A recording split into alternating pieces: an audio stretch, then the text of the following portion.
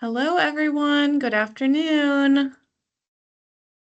Welcome to our training, session 3. Feel free to get settled, and we will get started in a few minutes and give people some time to come in, grab a beverage, grab a snack, and yeah, get ready to talk meal planning standards and food safety. Say hi in the chat if you want to.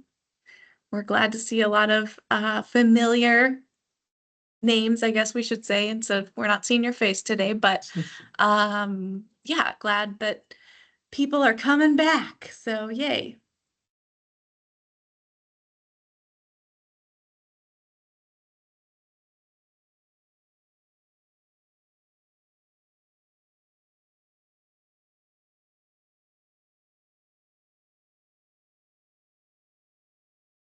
If you're just joining us, welcome. We have started this session to let people get settled, but we have not started covering any material yet.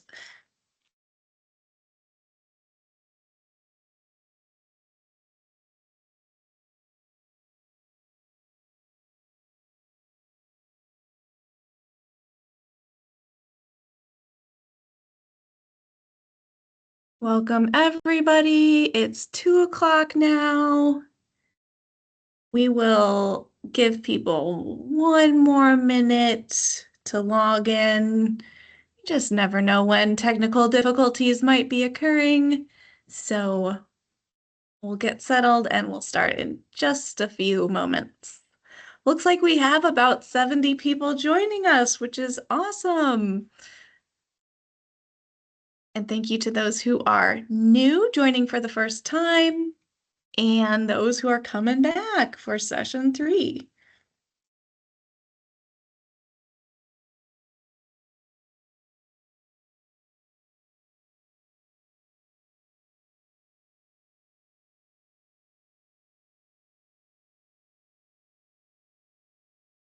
All right, let's go ahead and kick things off for today. So, like I said, welcome to session 3 of our Senior Nutrition Program training. Today, we're going to focus on meal planning, the nutrition standards, and food safety.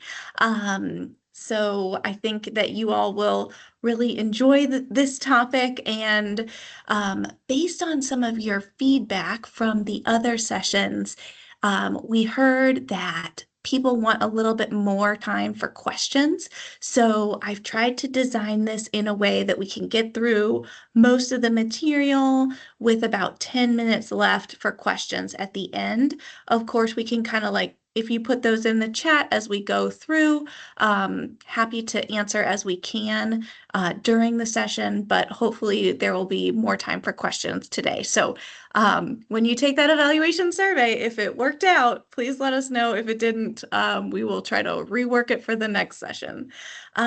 So without further ado, again, this is session 3 within our 4-part session, our 4-part training series. But I did want to let you all know that we just added one more session to this series. Now, you don't have to participate in it to, meet the nutrition director training requirement that we said was going to just be the first 4. But I really encourage you to participate in session 5 because it is going to focus on inspection of congregate nutrition sites. It will happen in mid-January, so January 14th, 2026, believe it or not, from 2 to 3:30, we are going to be joined by Angie Pinion, who is an environmental health regional specialist with the Division of Public Health, and she's going to share information about what to expect when an environmental health specialist in your region comes to inspect any of your congregate sites. So basically, we got great feedback from our in-person session that people loved her presentation. So we're bringing her back to repeat the presentation virtually for you all. So at the end of today, we'll share the registration link for session 5. Again, not required, but highly encouraged. I think that you will really enjoy it and learn a lot as well. And given that she is going to cover in depth what to expect from congregate nutrition site inspections, I am going to touch a bit on food safety today and kind of go over the very basics, but she's going to go into a lot more detail and be even more helpful on that topic. So just wanted to let you know, if you feel like today we don't dive very deep into food safety, it's because we will cover that in January in more depth. Okay, so just like our other sessions, we are going to do a post-session email. And so we're going to send you the evaluation link. We'll send you the slides from today, plus any links we share, and then registration links for sessions 4 and 5. So that's familiar to you if you've already been with us for other sessions. And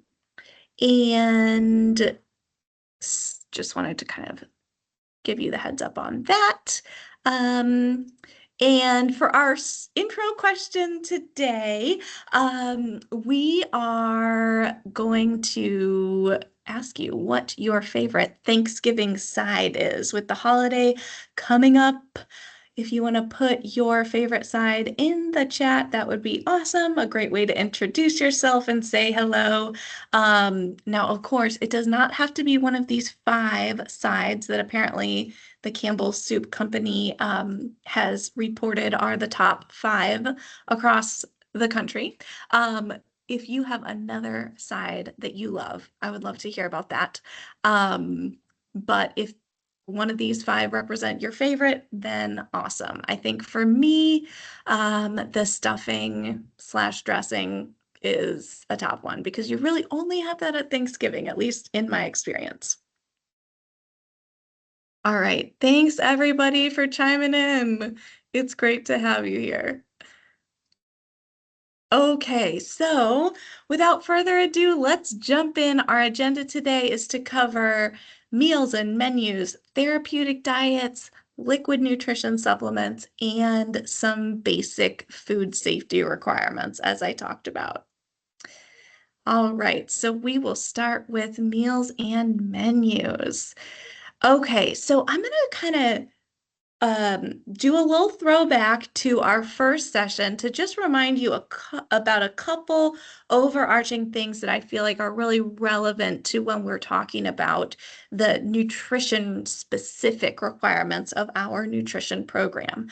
So, think about your work as not only, helping someone have a meal that one day, but have access to really good nutrition consistently. And we know that good nutrition is important for so many reasons. It improves health. It helps people stay strong and maintain that functionality. It prolongs their independence. It benefits their quality of life. It helps save money on healthcare costs for both individuals and society. And it also reduces stress. Food insecurity, malnutrition, associated, diet-related chronic diseases, those are stressors. And so by helping to ensure that older adults across North Carolina have as good of food access as possible and access to healthy food, you are really,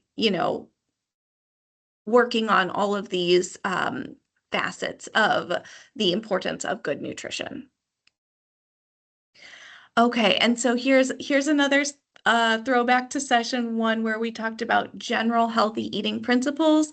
I'm not going to go into these in detail, but what I want to highlight for you is when we think about these things like making sure we're eating a variety of fruits and vegetables, making sure that half of our grains are whole grains, so we get that there's more protein in whole grains, there's fiber, so that's all really good for us. Eating calcium-rich foods and going lean with protein. These are general healthy eating principles that we see show up in our own senior nutrition program standards. So I'm going to show you that right now. So you'll see on the left here, we have our healthy eating principles that we just talked about. And then on the right side of the chart, we have what our senior nutrition program standards or rules are regarding the nutrients that are required in the meals served to our older adult participants. So relating to a variety of fruits and vegetables, we require that 2 different servings of fruits and vegetables are required in the meal. So for instance, you don't want to serve applesauce with apples, because essentially that is the same form of or different forms of the same food, apples. You want to have, let's say applesauce and then a spinach salad, something like that, where you're having 2 different fruits and vegetables. And then we also require that we focus on fruits and vegetables that are high in vitamin C, at least 2 servings per week on the menu. In terms of our grains, we do not have the requirement that half of the grains be whole grain, but we do require that either whole grains or enriched grains are used in our on our menus.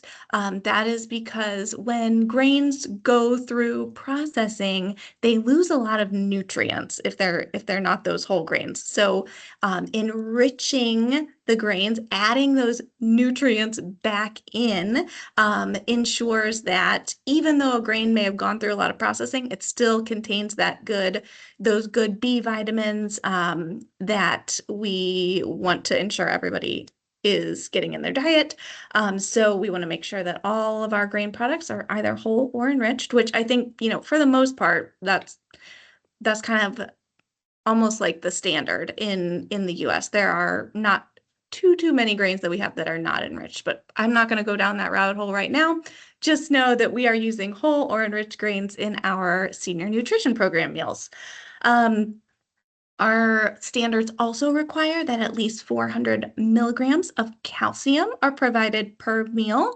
That goes right along with our healthy eating principle of eating calcium-rich foods. And then finally, we also ensure that no more than 30% of the calories that our senior nutrition program meals provide come from fat. So that relates to going lean with protein. We have a couple other requirements for our meals in the senior nutrition program, and these are sort of overarching requirements that didn't fit neatly into any of these healthy eating principles, but of course are healthy eating principles. So one thing is that our meals for our older adults must provide at least 700 calories. We are working with a population who may not always be eating enough for one reason or another. And so ensuring that they're getting enough calories is really important in our program. And then also that not only are they getting calories, but they are getting at least 1/3 of the recommended dietary allowance. And I'm going to talk about what that is in just a moment. But getting 1/3 of the nutrients that are generally known to be very healthy and important in our diet. And then finally, we have a sodium limit on our meals as well. So each meal shall not provide more than 1,300 milligrams of sodium, which is salt. We know that too much salt in the diet can contribute to a lot of issues, one of which is probably the most well-known is high blood pressure. So limiting salt can be really important. But that doesn't mean we have to limit flavor, although it does mean that we have to get creative because salt is delicious, as we all know, and adds lots of flavor to food. So getting creative with spices and vinegars and all of those things can be a great way to have flavor without all the salt. Okay, so I wanted to just spend a moment on what we mean by RDA, or recommended dietary allowance. So RDA, it's just one of what we call the dietary reference intakes. And basically what those are is it's a general term for a set of reference values used to plan and assess nutrient intakes of healthy people, and these vary by age and sex. So it tells us, how much of vitamin C, how much protein, how much folic acid is generally required to be healthy. In our diet. So there are other dietary reference intakes in addition to recommended dietary allowance. We're not going to go into what those are here, but they're, one of them is the tolerable upper intake level, which is kind of like the highest level of a certain nutrient you can have before you actually start to see negative effects because it's too high in your diet. So when we talk about RDA, what we mean is just what is generally known about the amount of a nutrient needed for people to be healthy. So I wanted to show you this graphic. This comes from the Dietary Guidelines for Americans 2020 to 2025. So it is 2025 now, so we are due for a new set of dietary guidelines. They are put out every 5 years in general. Now, they don't stick to that perfectly, but updated that often because with nutrition science, we are always learning new things, and learning new things sometimes changes the way we think about nutritional needs. We may learn that actually, XYZ nutrient we don't need as much of, or it's harmful in some way, such as what we have learned now about sodium. We've known that for a while, but people didn't used to know that. And then we might learn that, oh, we actually need to be having more of a different nutrient in our diet. So those are put out every 5 years, and they really shape nutrition policy in the US, including for these federal nutrition programs like the Senior Nutrition Program. And they kind of influence how we design our nutrition standards for the meals across the country. So, what I wanted to just point out is that for our older adults, we know that everybody is not meeting the recommended intake for vegetable, fruit, and dairy consumption. So, the blue bar on your chart is where what the recommendation is to consume, and then the purple dot is where people were at the time of this assessment. So you'll see that for both males and females, people are generally under consuming vegetables, fruit, and dairy. For women, women are also low in grains and protein. So women across the board over age 60 are under consuming in these categories that we want them to focus on. And then for men, ages 60 and older, they're doing pretty good for their grains and their protein. So we're not as worried about them. And again, this is like looking at the population as a whole. So this doesn't tell us anything about any one individual, but if we know this is the trend, then we can know, okay, so most likely the, people in our programs are not getting enough vegetables and fruits and dairies if they are anything like the rest of us, or the rest of adults ages 60 and older in our country. Okay, so I'm gonna just pause here and check in with Shania. If we have we had any questions that I should address? No questions so All far. right. Okay, great. Okay, so going back to our senior nutrition program menu requirements, these are a few other things that our nutrition service standards highlight. So you all know this, but at least one meal must be provided at least 5 days a week. All food must be identified on the menu. What that means is that if you or your caterer is planning a menu, we do not want to see something like um, there's going to be turkey with a vegetable and a fruit and a grain. We want to see the exact food. We want to see that the menu says they're serving turkey with sweet potatoes, rolls and cranberry sauce if we're going with Thanksgiving as our theme. So we want to be really specific because we need to know what foods are served in order to know what nutrients are in your meals. If we just say fruit, that doesn't really help us know, is it vitamin C rich or not? For any kind of combination foods where you have, let's say, a soup, and your soup, let's say you're making beef stew, and so you have your beef, which is your protein source, you have potatoes and carrots and celery and onions for vegetables. You When you have a food like that that combines different food components into one thing like a soup, and that soup is being used to meet the protein requirement, meet the vegetable requirement. A recipe must be used so that you can know in any given serving of this soup, like a cup, there are 2 ounces of or like ounce equivalents of protein and then a cup of vegetables, whatever it may be. Recipes need to be used so we can standardize that. And then your menus must be certified by a licensed dietitian nutritionist.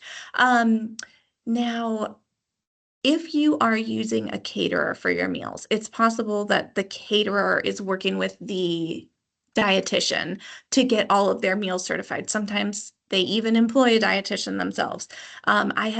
So that may be taken care of on that end, but you do need to make sure that they are reviewed and approved by a licensed registered dietitian. Then we want to also ensure that our menus have serving dates so we know exactly what food was served on which date, posted in the dining area so that participants can see, as well as in the meal preparation area, so that anybody who is involved in serving the food makes sure that they are following what the plan is. And then we want some diversity in our menus. The minimum is that menus must be changed at least 2 times a year.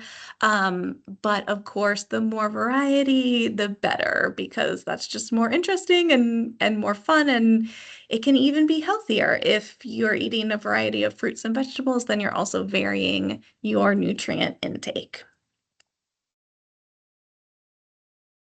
Okay, so before we jump into therapeutic diets, any questions so far? And I know this is pretty high level. This hour just goes by so fast. There's just a lot to cover, and I just hope this is a good refresher. And then again, ask questions, even if we don't get to them today. It's great for us to know what your questions are so we can focus on what training is needed in the future. You do have one question. How do some of the offices that are closed for the week, example, week of Christmas, meet the requirements of 5 days a week? Oh, I think that um that's a good question. I do know that, some closures for holidays and things like that are reasonable. Sometimes programs may send like shelf-stable or frozen meals home, if they're closed, but yeah, okay. So Amber says I do 5 days of frozen and 5 shelf stable. So you might try that approach. But happy to help you troubleshoot if you need. Okay, so In terms of therapeutic diets, we in our nutrition service standards allow for therapeutic diets to be provided to certain participants, given certain conditions, which I'll talk about in a minute. But not all programs have the capacity to offer therapeutic diet meals, and that's okay.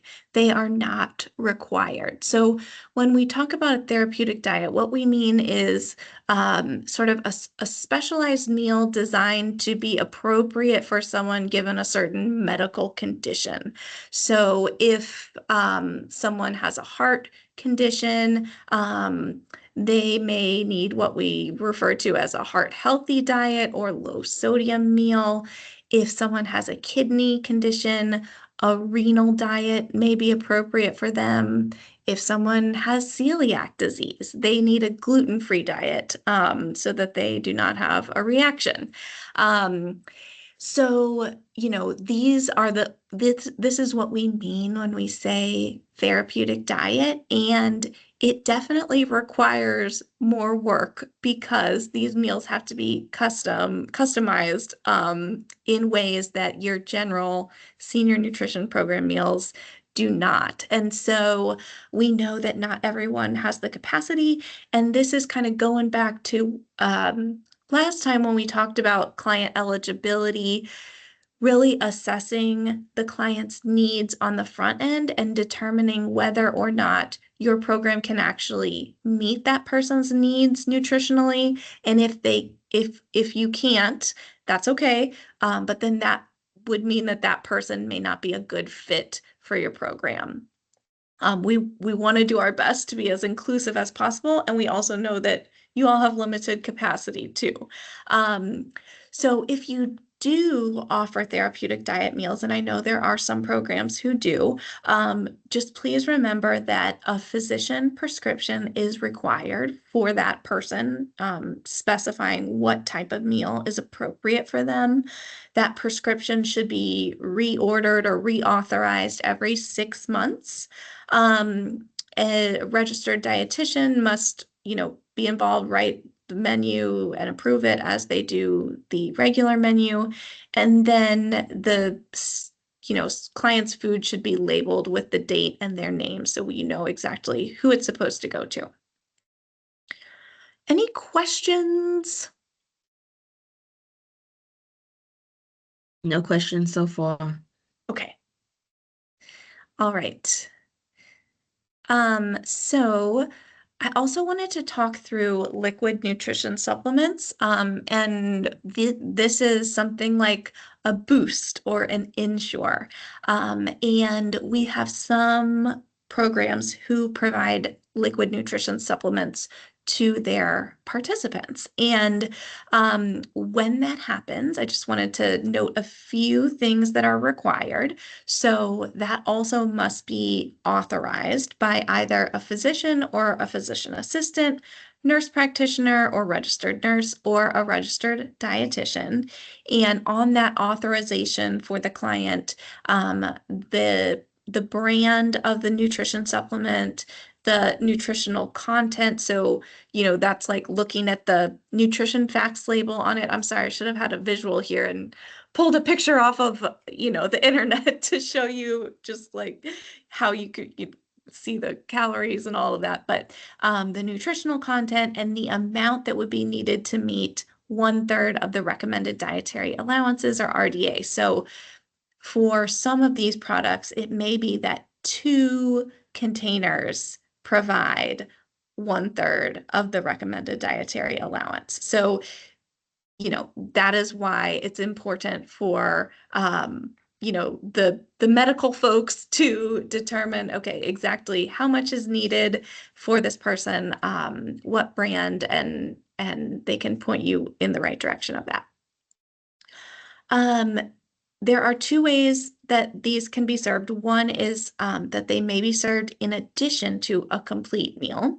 And then the other way is that they may be served in place of a regular meal, but only when a disability or other medical condition requires that. So if the person cannot tolerate solid foods and the physician has authorized that they receive Boost instead of a regular meal, that is allowable with that documentation from the authorizing provider. Okay, I'm seeing, excuse me, just checking. Okay. Um, Shoot, I see Randy, you typed in the Q&A that the box won't let you talk or chat, and I don't know how to fix that right now. So I'm sorry about that. But if you want to type your question into the Q&A, we will see it there as well. Any other questions, Shania? No other questions so far? Okay. Okay. And I did want to point out that Administrative Letter 15-15 revised the liquid nutrition supplement policy in the nutrition service standards. So please refer to that document as well as our nutrition service standards regarding liquid nutrition supplements. In the e-binder that we have provided, there is a copy of Admin Letter 1515, so you should all have that, but it's linked here on the slide as well, and we'll be sending this out, and the links are active, so you'll have it there too. Okay, so moving along, I think we're pretty much on time so far. So we're going to get into food prep and safety requirements. Again, this is really high level. And Angie, who is awesome, is going to dive deeper coming soon. Okay.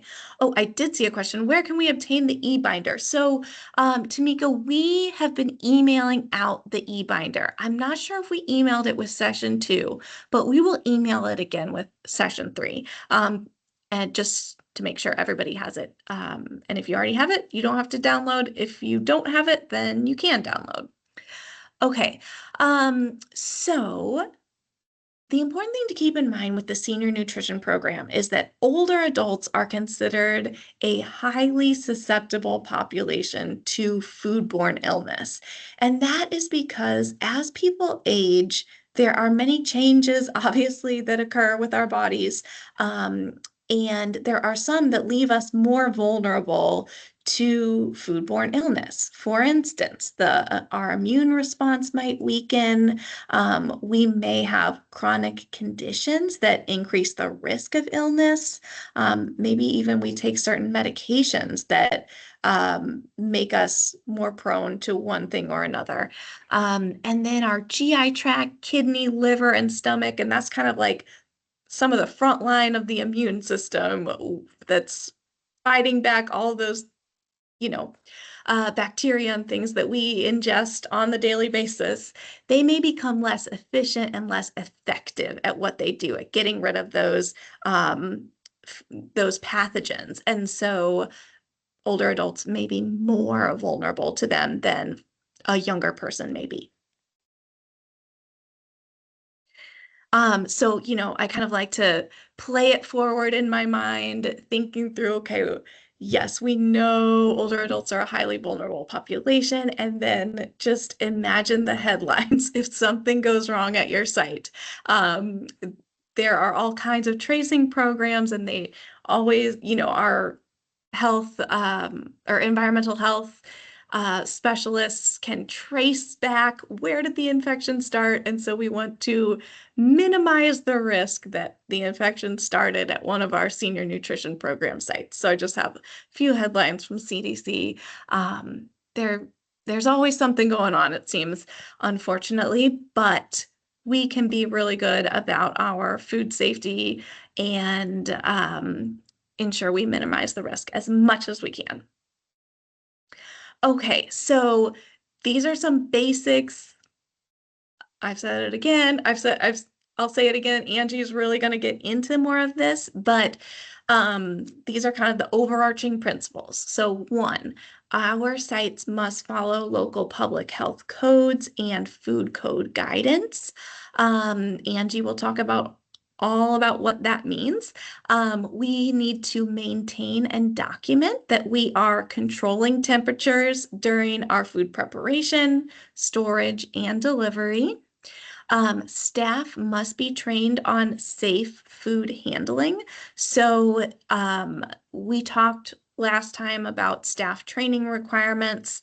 The nutrition program director for your programs needs to be Serve Safe or Safe Plates. Certified Safe Plates is the program that North Carolina Cooperative Extension offers for food service managers to get trained in, all of the same principles that Serve Safe covers as well.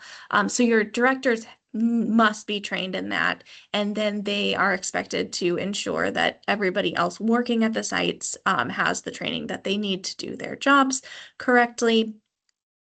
Implementing cleaning and sanitizing protocols for all equipment and transport containers, super important for our home delivered meals folks. And then practicing safe food transport overall, using insulated carriers, having our time logs, and then emergency plans as well.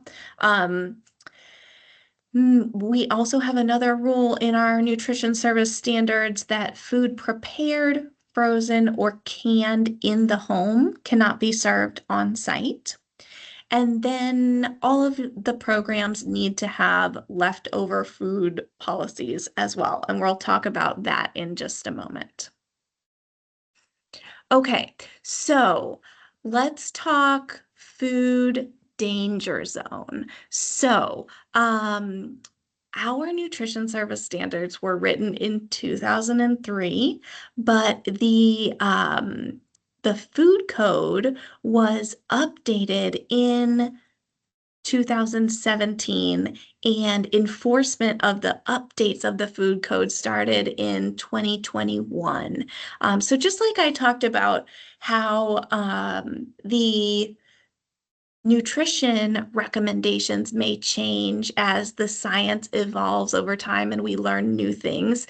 We have essentially learned new things about food safety since 2003 when our service standards were written. And now we know that the food danger zone really is between 135 degrees Fahrenheit down to 41 degrees Fahrenheit. And so what we say is that is the danger zone between those two temperatures. That is where pathogens thrive and they grow and can really contribute to foodborne illness. What we want to do is hold food at either 41 degrees or colder to make it hard for those pathogens to grow, or we want to hold food at 135 degrees Fahrenheit or hotter and keep that food either hot enough to be out of the danger zone or cold enough to be out of the danger zone. However, in our service standards, updates are needed because right now we say that food should be kept between or colder than 45 degrees and then above 140 degrees. And so what it means is that actually cold foods must be kept a little bit colder than what's written in the standards because they must be kept at 41 degrees or colder. And then hot foods must be kept at maybe kept just a little cooler than what's written in the standards.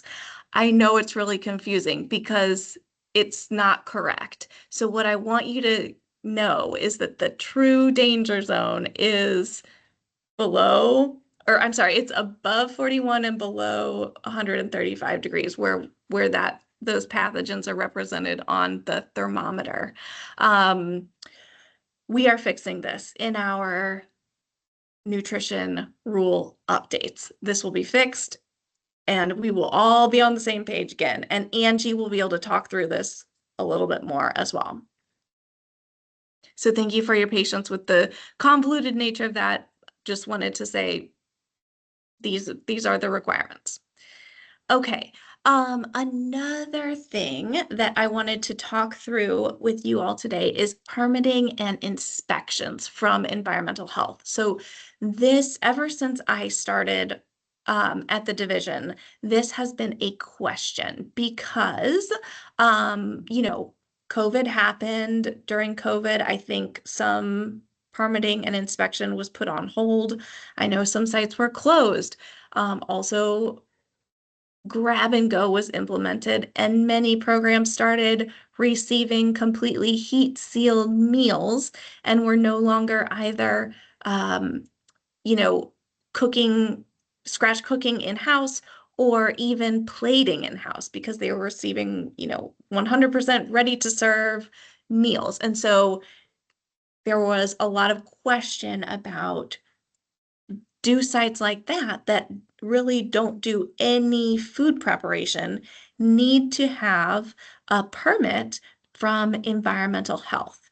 And basically, the answer is that the way our standards are written right now, the answer is yes. All congregate providers do need to have an inspection. And so what it says in our standards is all nutrition providers and food preparation subcontractors shall follow the rules governing the sanitation of restaurants and other food handling establishments to maintain a grade A sanitation rating. So what this means is that there is really no way to avoid an environmental health inspection if a congregate site is operated.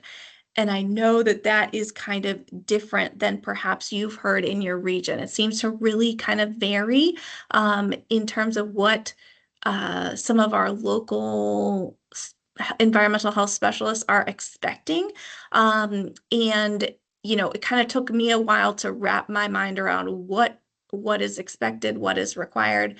And bottom line is that no matter how food service is done at a congregate site, they do need to have a permit from environmental health.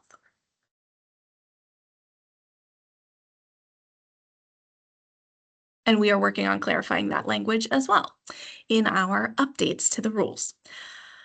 Okay, so in terms of documenting that you are ensuring that temperature is controlled for and foods are either kept cold enough or kept hot enough. For congregate nutrition, you'll need to make sure that temps are taken on your foods just prior to serving, and then you'll note the temp of each food in those temperature logs. Everything except bread products, cake, fresh fruit, and fruit cobblers are required to be temped. Note the time that you took the temperature, record it in your log, and then that log is reviewed by your AAA during their monitoring visits of your program. And then in terms of home delivered meals, we need to take the temperatures when they're removed from temperature control. So we know that they were held hot enough or cold enough, depending on what the food is. And then we also need you to take a temperature at the end of each route at least once a month to ensure that the food is not falling into the danger zone, within the specified time period. And you'll record that in a log and retain that for monitoring as well. There is another option to use time as a public health control instead of temperature. And if you were to use this, what you would need to do is, one, have a policy and procedure in place and follow it about how you're going to make sure that once you remove your food from temperature, it is served within the appropriate time. So food temps need to be taken and recorded at the time they're removed from temperature control. And then the time that they were removed must be documented as well. They must be delivered or served within 2 hours. And that end time when the last meal was served should be documented as well. So you know that you are meeting that window. And then this would mean that you really don't need to take temperatures on your route because time is how you're keeping food safe. You're using time rather than temperature. There are like two ways we can keep food safe. We can keep it held hot or cold, or once we remove it from temperature control, we can ensure that it is served within 2 hours. Okay, I see some chat bubbles happening, so I am going to try to open that and just see if I can see if there are any questions. Okay. Okay, let's see. Um, okay. So if temp is 140 at the time of delivery and delivery lasts 1 hour, is this permissible? Yes. So we know our temperature danger zone is 135 or lower, or actually, I'm sorry, I should say between 135 and 41. So yeah, if you've got a food that is at 140 degrees when you take it off temperature control, and then it's served within 1 hour, then you have met the food safety goal there in that case. I'm going to talk about leftovers in just a moment. And Sherry, I believe that sites should be inspected annually. Okay, so leftovers. So contrary to popular belief, the Division of Aging does not prohibit leftovers being taken from sites. This is an agency decision. What we say is that agencies must have a policy on the handling and storage of leftover food. So you all need/get to decide how you are going to handle that at your own sites. And what I will say is that, there are kind of two ways to think about leftover, two types of leftover food. One is anything that went unserved from either the, bulk trays or a heat sealed meal that didn't get handed out. Or there's the other type of leftover, which is like leftover food on an individual's plate that went uneaten for one reason or another. And maybe that person would like to bring their leftovers home.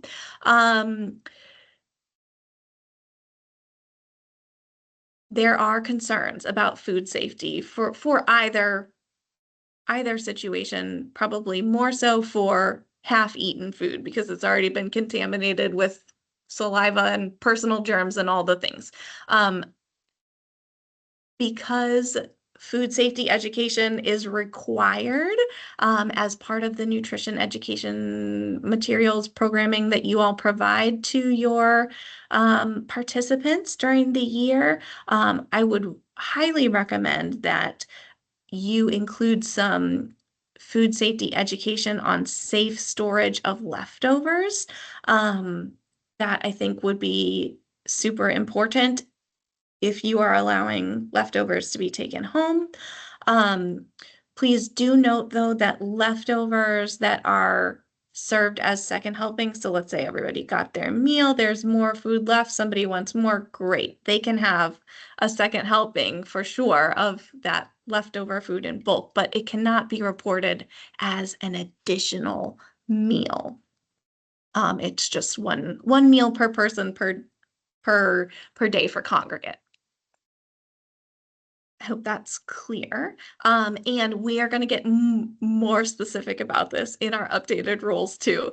I I recognize that it is kind of a funny time right now to be training on these rules that have been in place for a while and are still what we're going by, knowing that coming down the pipeline, there may be some differences in some of the rules, but we will provide plenty of training on that when that time comes.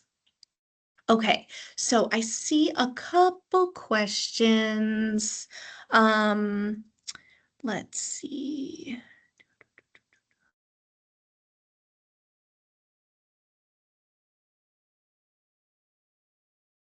Okay. Okay, let's see. Let's see. Penny was asking for home delivered meals, is it an agency decision to allow a client to have a cooler for home delivered meals? Or is there a policy written about the endpoint of delivery? Um, I guess the point at which the food becomes the client liability slash responsibility. Um, That is a good question, Penny. It is my understanding that meals need to be handed to the person receiving them, and not put in a cooler. I will get you some more information about that. That is a really good question, but my understanding is that we need to ensure that those meals get to the intended recipient. So a cooler would not enable us to do that. Okay. And then let's see. Um, all right. Let me check the Q&A too. Oh, um, okay. Thanks, Joe. With time as a public health control, TPHC, we have been operating under the understanding that a 2-hour limit is recommended, but a 4-hour limit is allowed. It is our understanding that when time as public health was introduced, that a 4-hour limit is permissible. Yes, so that is correct, Joe. 4 hours is the evidence-based time period. And Angie will talk about that in January. In our nutrition service standards, we do say 2 hours. And I think that it is a recommendation because of the highly susceptible population that we are serving. But I believe that you are correct that a 4-hour limit is appropriate and not unsafe as long as those foods make it to their intended recipient within the 4 hours, then that is okay. But we will talk more about that, and we're going to make it super clear in our updated standards. Okay, let's see. All right, let's see. Twyla, I think a client. Oh, okay. So Twyla says that a client must be at home to accept meals, and it's their AAA's policy not to leave food. Yeah, that's great. Thanks, Twyla. Okay, other questions. So I've come to the end of my planned content for today. I will say, Shania and I got a question after last time about individuals with food allergies and should another menu be offered to those individuals. You know, that falls under the therapeutic diet category. So if you're if the provider is able to accommodate someone's food allergies without, undue burden on them, then great. They could offer them a different menu. It may be something like, there are some food allergies that are a lot easier to accommodate than others. If somebody's allergic to strawberries, for instance, that person can just have a different fruit. But if somebody is allergic to, let's say, eggs or wheat, that might be a bit more difficult to come up with meals that would be appropriate for that person. So again, that's where the dietitian will come in. You're not required to be able to accommodate all of, those needs, but if you can, then great. Okay, other questions? While I'm looking at that, we have the QR code on our screen right now for the evaluation for today. So while you're hanging on, while you have 7 extra minutes in your schedule, if you could please let us know what you thought of today, if it was helpful or not, what your recommendations are. We really are trying to incorporate those into future trainings. And I will say our response rate dropped off a little. We only heard from about a quarter of the people last time who attended. So the more of you who chime in, the better the better we can have these meet your needs if we know what your needs are. So please take that evaluation survey if you can. I'm going to look at these questions. Okay, I think we're good on the Q&A. Sorry, I don't mean to confuse people with the Q&A and other. Okay. Where does one locate the area policy for leftover foods? Um, so that would be something you should talk to your AAA about. And if you're new, um, you may not know exactly who to contact yet.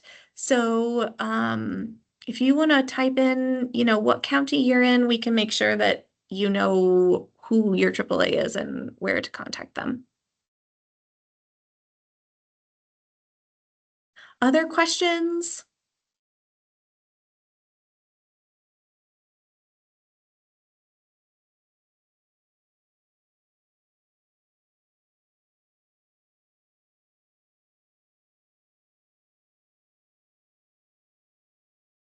Okay. So let's see here. Um, okay. So yeah, the AAA for Davidson County is Piedmont Triad Regional Council, PTRC. Um, is that your question, Lori?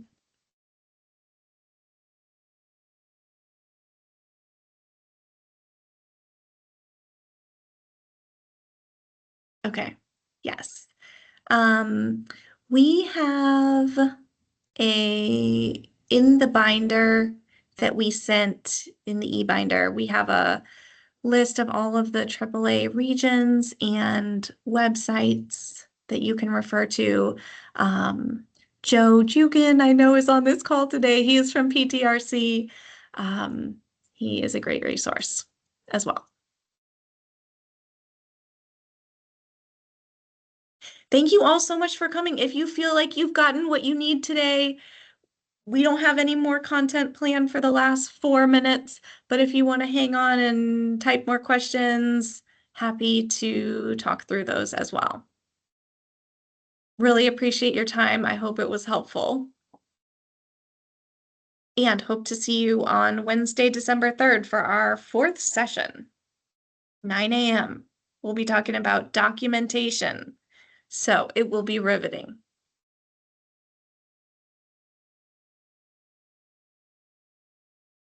And PTRC is Piedmont Triad Regional Council. That is the name of the AAA that covered Davidson County. Thanks, everybody.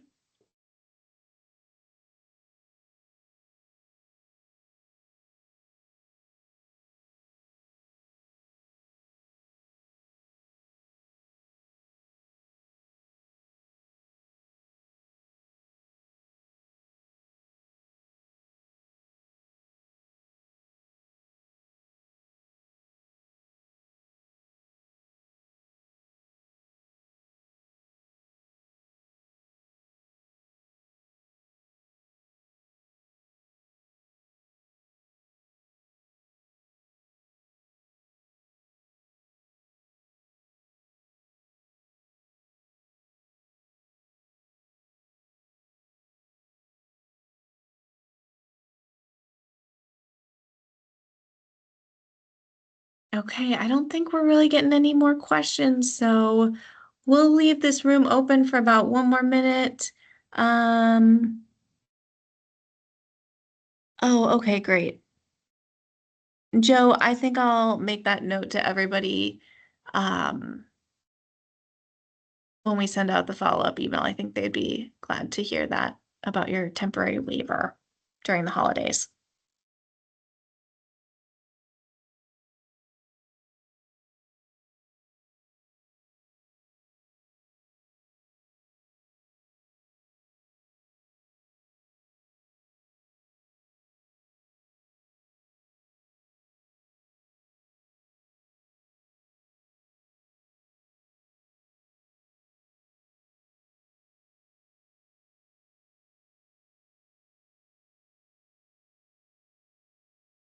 Thanks, Amanda.